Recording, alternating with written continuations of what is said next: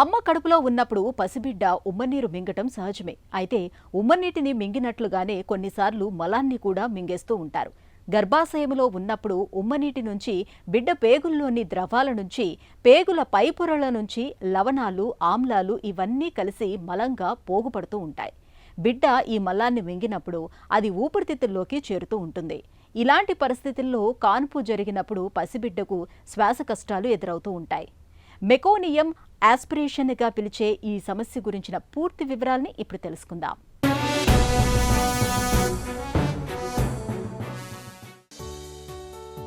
తొలి ఏడుపు బిడ్డను ప్రపంచానికి పరిచయం చేస్తుంది. గట్టిగా శ్వాస తీసుకునేలా చేసి ఊపిరితిత్తుల పనిని ప్రారంభిస్తుంది. తొలి పోషణ ముర్రుపాలు బిడ్డకు అవసరమైన పోషకాలన్నింటినీ సమకూరుస్తాయి. రోగ నిరోధక శక్తిని పెంపొందిస్తాయి. అలాగే తొలి విరేచనము ముఖం చిట్లించుకోవాల్సిన పనిలేదు.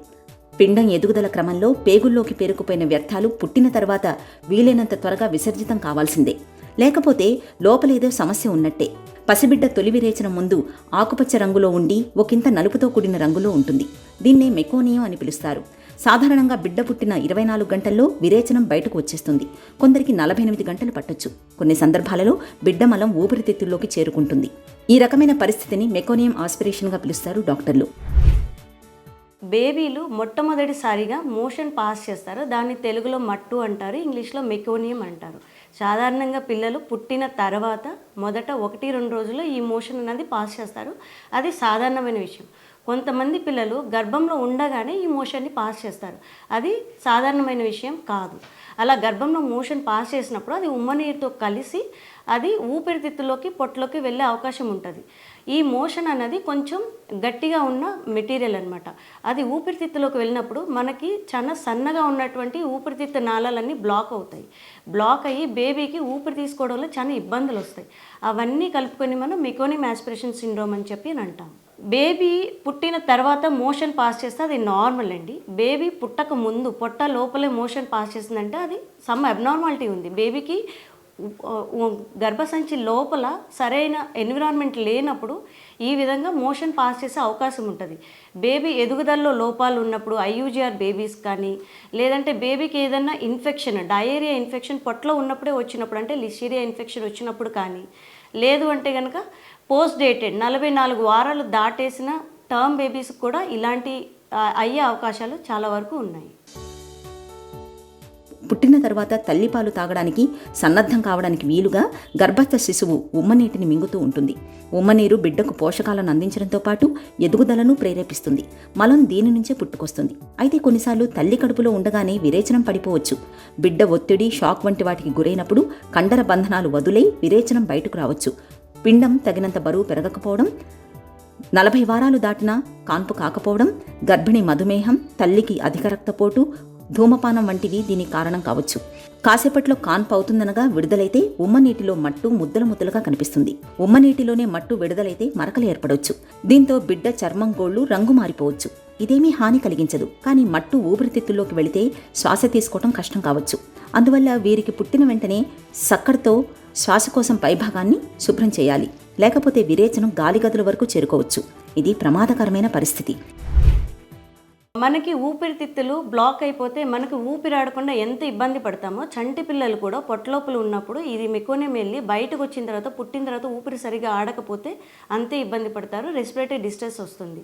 సో మనం అప్పుడు వెంటిలేటర్ మీద పెట్టినప్పుడు కూడా మనం ఇచ్చే గాలి వెంటిలేటర్ ద్వారా ఊపిరితిత్తులకి వెళ్ళడానికి చాలా ఇబ్బంది అవుతుంది. అది కాకుండా మెకోనియం అన్నది ఒక కెమికల్ లాంటి సబ్స్టెన్స్. మనకేంటంటే ఇన్ఫ్లమేటరీ మీడియేటర్స్ అన్నవి రిలీజ్ అవుతాయి. సో ఊపిరి సరిగా ఆడదు. దాని మీదట ఇలా ఇన్ఫ్లమేటరీ మీడియేటర్స్ రిలీజ్ అయినాయి అంటే ఊపిరి తీసుకోవడంలో చాలా ఇబ్బంది అవుతుంది పిల్లలకి. పిల్లల్ని డెలివరీ చేయడానికి ముందు గైనకాలజిస్ట్ డాక్టర్ గారు అవసరమైతే ఆర్టిఫిషియల్ రప్చర్ ఆఫ్ మెమరీన్స్ అని చేస్తారు. అప్పుడు కనుక ఏమన్నా మెకోనియం ఉమ్మనీరు కనుక మెకోనియంతో స్టెయిన్ అయింది, ఎల్లోగా ఉంది, లేదంటే గ్రీన్ కలర్లో ఉంది అంటే మెకోనియం స్టెయిన్ అంటారు. సో అలాంటి కండిషన్ ఉంటే కనుక గైనకాలజిస్ట్ డాక్టర్ గారు చెప్పినట్టుగా డెలివరీకి మనం అయితే నార్మల్ డెలివరీకి, లేదంటే ఎమర్జెన్సీ సిజేరియన్ డెలివరీకి వెళ్ళాల్సి వస్తుంది.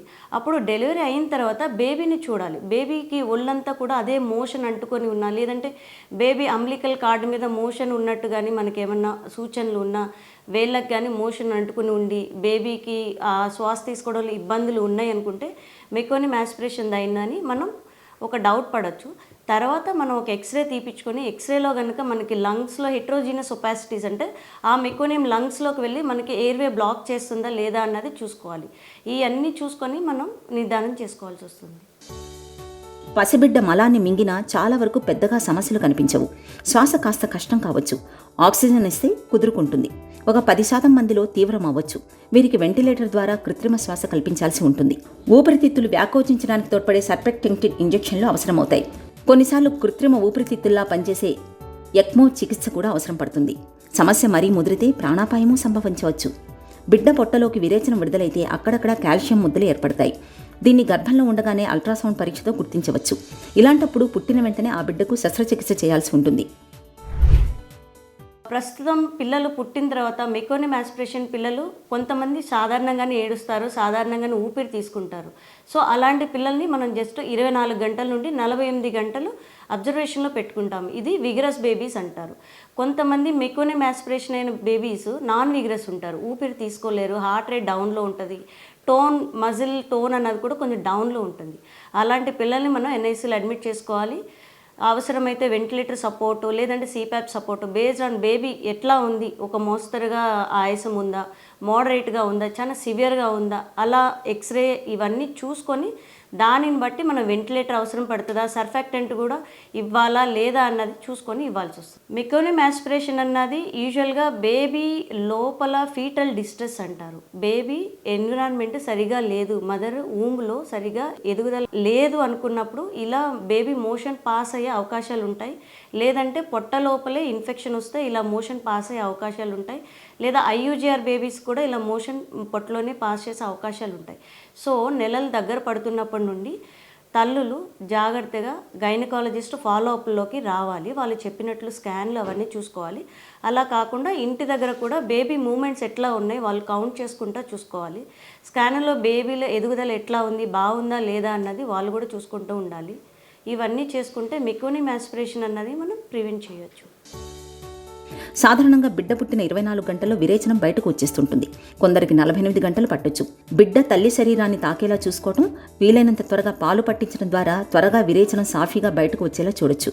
కొందరికి విసర్జన ఆలస్యం కావచ్చు. పుట్టిన తర్వాత 48 గంటలు దాటినా మట్టు రాకపోతే బిడ్డకు కామెర్లు తలెత్తొచ్చు. అందువల్ల మట్టు ఆలస్యం కావడానికి కారణం ఏంటన్నది జాగ్రత్తగా విశ్లేషించాల్సి ఉంటుంది. ఇందుకు రకరకాల అంశాలు దోహదం చేయొచ్చు.